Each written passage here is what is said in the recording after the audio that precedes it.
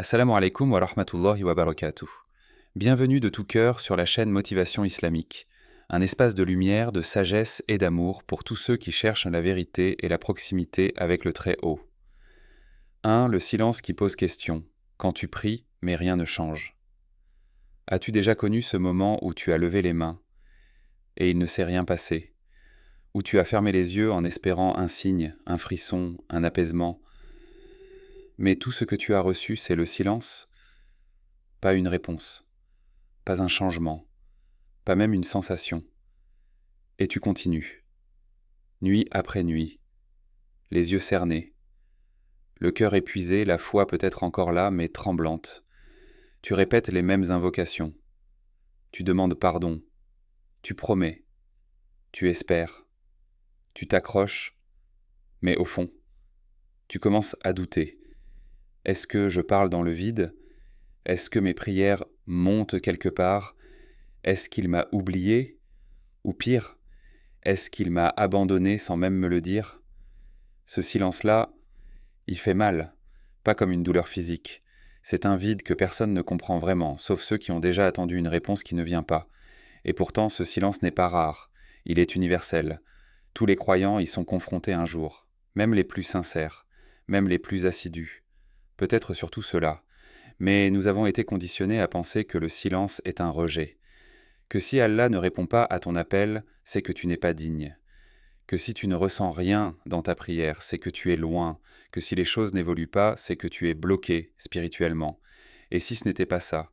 Et si le silence d'Allah était une autre forme de langage que tu n'as jamais appris à entendre? Il y a dans le silence quelque chose de plus profond que le bruit d'une réponse. Il y a dans le non-dit divin une sagesse que notre cœur ne saisit pas toujours. Il y a dans l'attente une éducation de l'âme. Peut-être qu'Allah ne te répond pas de la manière que tu attends. Mais cela ne veut pas dire qu'il est absent. Cela ne veut pas dire qu'il t'a rejeté. Allah entend tout, voit tout, sait tout. Il n'y a pas un soupir que tu expires sans qu'il ne le connaisse.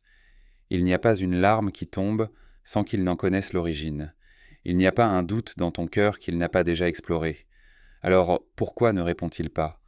Pourquoi ce silence persistant, ce vide qui pèse sur ton dos comme une montagne invisible?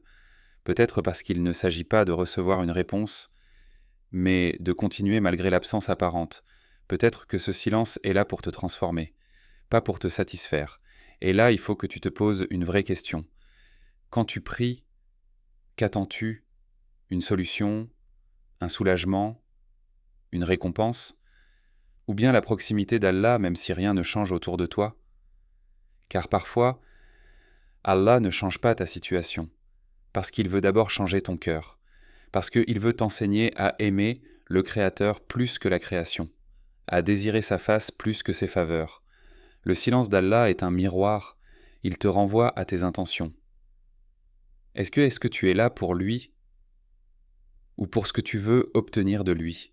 Est-ce que tu l'adores parce qu'il est Allah ou parce qu'il est celui qui donne? Et là, dans cette introspection, le silence devient un révélateur. Pas un vide, mais une parole silencieuse. Pas une absence, mais une présence masquée par la forme de l'épreuve. Allah dit dans le Coran: « Et lorsque mes serviteurs t'interrogent sur moi, alors je suis tout proche. Je réponds à l'appel de celui qui m'invoque quand il m'invoque. » Sourate Al-Baqarah, verset 180. Ce verset, tu le connais peut-être déjà, mais as-tu remarqué qu'Allah ne dit pas « je réponds immédiatement ». Il dit « je réponds ». La réponse existe, mais elle ne ressemble pas toujours à ce que tu attends. Parfois, la réponse est dans le silence lui-même. Parfois, la plus grande miséricorde d'Allah est de ne rien te dire, pour que tu viennes plus près de lui, avec plus de sincérité, plus de dépouillement, plus d'authenticité. Le silence d'Allah peut sembler dur, mais il est souvent un acte d'amour.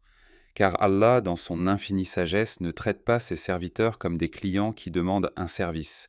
Il les façonne comme des âmes éternelles, destinées à le rencontrer. Et l'âme ne mûrit pas dans l'immédiateté.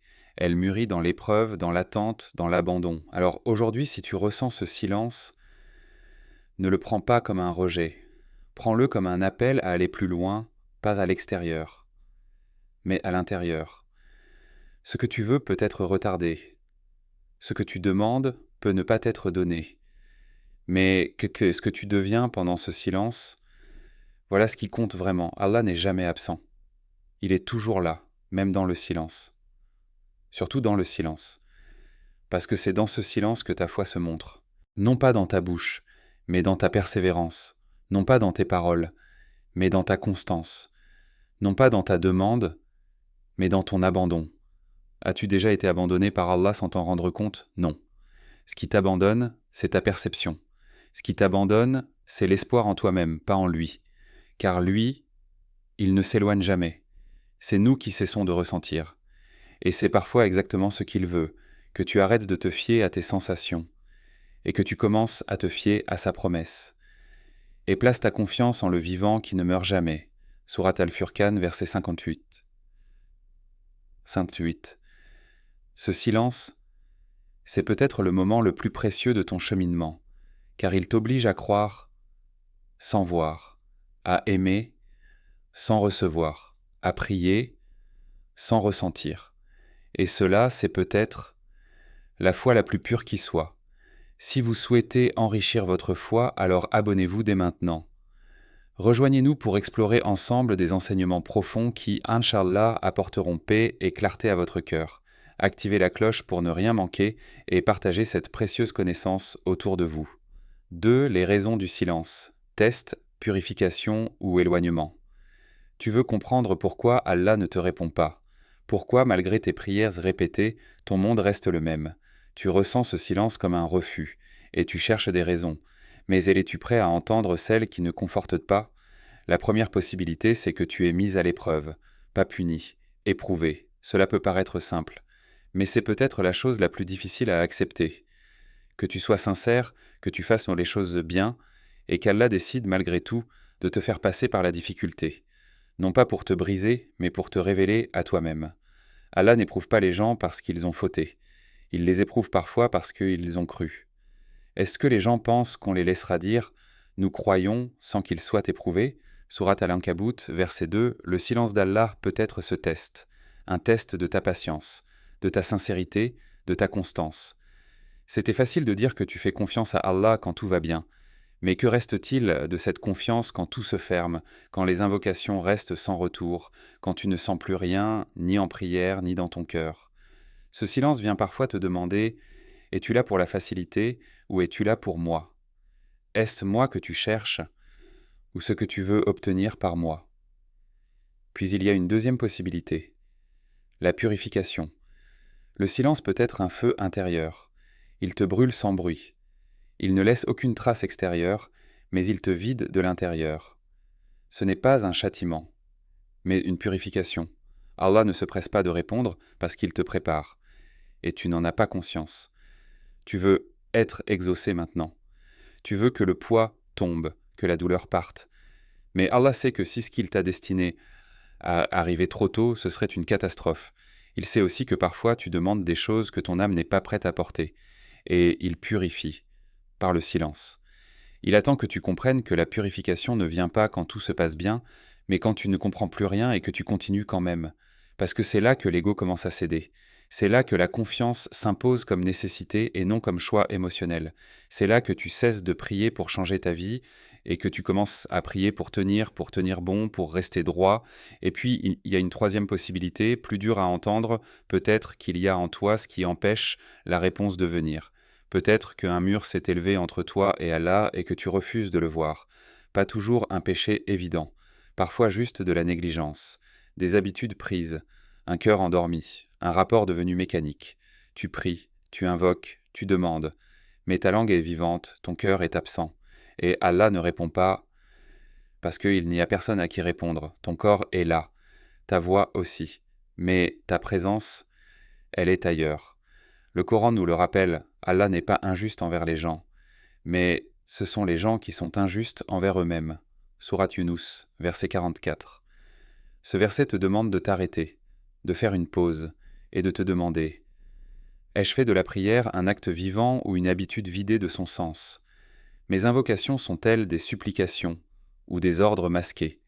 Est-ce que je parle à Allah ou est-ce que je parle à un miroir de mes désirs? parce qu'il y a une forme d'orgueil subtil qui s'infiltre, celui qui croit que parce qu'il demande, il mérite. Mais l'invocation n'est pas un contrat, elle est une exposition, une offrande, une faiblesse acceptée, et parfois ce que tu interprètes comme du silence est un refus miséricordieux, parce que ce que tu demandes n'est pas bon pour toi, mais tu refuses de le voir. Alors Allah se tait. Il te protège par un silence que tu prends pour un rejet. Il dit, il se peut que vous aimiez une chose alors qu'elle vous est mauvaise. Allah sait, et vous, vous ne savez pas. Sourate Al-Baqarah, verset 2:16. As-tu eu l'humilité de dire, je ne sais pas ce qui est bon pour moi? Ou continues-tu à croire que tu sais, et qu'Allah tarde seulement à te satisfaire? Voilà la question essentielle. Es-tu prêt à admettre que ce silence te soigne alors que tu croyais qu'il te détruisait? Es-tu prêt à reconnaître qu'il te fallait ce vide pour te rendre compte de ta dépendance, que sans réponse, tu apprends à prier pour le simple fait de prier, sans garantie de résultat, parce que c'est là que commence la foi réelle, quand tu continues, même sans signe, quand tu obéis, même sans sensation, quand tu demandes, même sans retour immédiat. Ce silence te rend honnête, il met à nu ton adoration, et il te demande, que reste-t-il quand il ne reste rien? C'est là que le croyant sincère se révèle, pas dans les périodes où tout est doux, fluide, sensible, mais dans ces jours arides, où même la prière semble vide, et où il prie quand même, où il lève les mains alors que rien ne répond, où il parle à Allah même s'il n'a plus de mots. Et c'est cela qu'Allah attend. Pas la perfection, mais la vérité. Pas une foi sans faille, mais une foi qui revient, qui résiste, qui reste. Ce silence parfois n'est pas fait pour que tu comprennes. Il est fait pour que tu te transformes. Alors demande-toi maintenant, et si ce silence était un appel à aller plus loin, pas vers une réponse, mais vers une maturité, une soumission vraie, une présence intérieure que tu n'as jamais connue avant. Tu croyais être abandonné, mais peut-être qu'Allah te tient plus fort que jamais. Il t'a simplement retiré les repères sensibles, pour que tu ne reposes plus ta foi sur eux, mais uniquement sur lui. 3. Derrière le silence. Et si Allah était plus proche que tu ne le penses? Et si tu t'étais trompé sur ce que signifie réellement l'absence de réponse? Tu as prié, tu as attendu, et tu n'as rien reçu, du moins pas ce que tu attendais. Tu as cru qu'il n'y avait rien, que ton appel s'était perdu. Mais regarde bien, regarde profondément.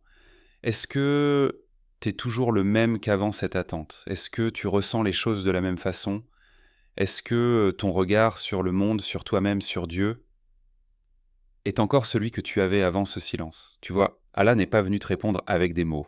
Il t'a répondu avec un changement intérieur, et ce changement, tu ne le remarques pas tout de suite. Il agit lentement, comme une racine qui pousse dans le noir. Tu croyais qu'il était loin, mais peut-être qu'il est en train de te rapprocher, sans que tu ne le comprennes. Pas en changeant ce qui t'entoure, mais en changeant ce qui est en toi. Car Allah n'est pas dans les réponses spectaculaires, il est dans les signes subtils.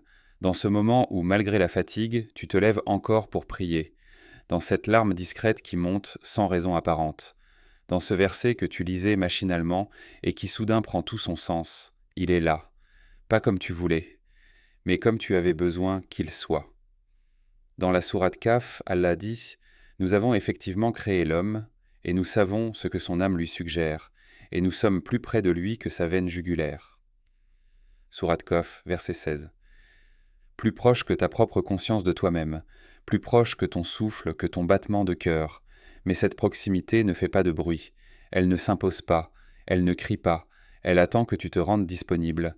Et pour cela, parfois, tout le reste doit se taire. Alors Allah se tait, pour que ton cœur devienne capable d'entendre autrement. Parce que tant que tu veux des réponses visibles, ta foi dépend de ce que tu vois. Mais quand tu acceptes qu'il est là, même sans réponse immédiate, même sans sensation, c'est que tu as franchi un seuil.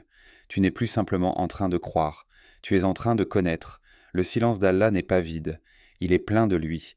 Mais pour que tu t'en rendes compte, il faut que ton âme apprenne à se taire aussi, à cesser de crier, à cesser d'exiger, à rester là, sans mouvement comme un cœur posé, et à écouter ce qui ne s'entend pas avec l'oreille. Le prophète Mohammed, paix et salut sur lui, disait « Allah dit, Et mon serviteur ne cesse de se rapprocher de moi par les œuvres surérogatoires jusqu'à ce que je l'aime. Et lorsque je l'aime, je deviens l'ouïe par laquelle il entend, la vue par laquelle il voit, la main par laquelle il saisit et le pied par lequel il marche. Hadith Qudsi, Sahih al-Bukhari. Ce niveau d'intimité ne se donne pas gratuitement. Il se découvre dans l'effort silencieux, dans les absences apparentes, dans la solitude acceptée. Et quand tu en arrives là, tu ne cherches plus seulement une réponse. Tu ne cherches même plus une issue, tu cherches sa face. Tu cherches à être avec lui, qu'il te donne ou qu'il retarde. Tu cherches sa proximité, même si ta vie extérieure reste identique. C'est là que tu comprends. Le silence d'Allah n'était pas un vide, c'était un chemin, un processus, un appel à te dépouiller. Il n'était pas en train de t'abandonner, il était en train de t'élever, mais tu étais trop occupé à regarder en haut, alors qu'il était déjà là, en toi. Tu pensais qu'il se taisait, mais en réalité c'est toi qui apprenais une nouvelle langue, celle de la foi mature, celle du cœur stable, celle qui continue, même sans ressentir. Il y a des réponses qui t'éloignent de Dieu, et des silences qui te ramènent à lui. Alors ne redoute plus ce silence, ne le maudis pas, approche-toi de lui, écoute-le, car peut-être que dans ce silence, Allah te dit plus que dans 1000 réponses. Peut-être que ce silence est sa manière de t'aimer. Tu as cru qu'Allah t'avait oublié. Tu as crié dans la nuit. Tu as attendu les mains ouvertes, les yeux levés vers un ciel fermé. Et tu t'es demandé, pourquoi ne me répond-il pas? Pourquoi ce silence? Mais ce que tu ne savais pas, c'est que ce silence n'était pas une absence. Il était une réponse d'un autre genre. Une réponse qui ne passe pas par les mots, mais par le changement, par la purification, par le dépouillement. Allah ne t'a pas laissé, il t'a gardé, dans une épreuve qui t'a obligé à revenir à lui sans condition, dans une attente qui a transformé ta foi mécanique en une foi vivante, dans un vide qui t'a rappelé que tu n'étais rien sans lui. Tu pensais que l'amour d'Allah se prouvait par ce qu'il donne, mais parfois c'est par ce qu'il retient qu'il t'attire. Ce n'est pas un rejet, c'est une main posée sur ton âme qui te dit « Reviens ». Pas vers tes demandes, reviens vers moi. Car Allah n'est jamais silencieux. C'est notre cœur qui fait trop de bruit. Il n'abandonne pas ses serviteurs, même ceux qui se sentent perdus, ceux qui sont tombés, ceux qui doutent. Il dit, dis, ô mes serviteurs qui avez commis des excès à votre propre détriment, ne désespérez pas de la miséricorde d'Allah. Car Allah pardonne tous les péchés. Oui, c'est lui le pardonneur, le tout miséricordieux. Surat Az-Zumar, verset 53. Alors respire, repose ton cœur et reste. Même si tu ne vois rien, même si tu ne ressens rien, même si tout semble vide. Parce qu'au bout du silence, il y a Dieu. Et parfois c'est là que commence réellement ton islam. Merci d'avoir suivi cette vidéo jusqu'au bout. Si vous croyez, vous aussi, en la force du dialogue et de la nuance, n'oubliez pas de vous abonner, partager et faire entendre votre voix en commentaire. À très bientôt sur la chaîne. Inch'Allah.